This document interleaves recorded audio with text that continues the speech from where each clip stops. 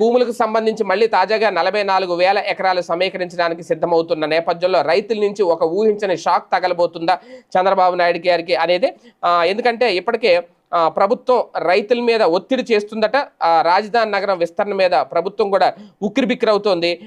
ఎక్కడైనా అభివృద్ధి పనులు ప్రాజెక్టుల కోసం భూములు ఇవ్వాలంటే రైతుల నుంచి నిరసన వ్యక్తం అవుతుంది. తమ జీవనోపాధి దెబ్బతీస్తారా అంటూ ప్రశ్నలు ఎదురవుతాయి. కానీ రాజధాని అమరావతి విషయంలో ఇందుకు పూర్తి భిన్నంగా పరిస్థితి కనిపిస్తోంది అంటున్నారు.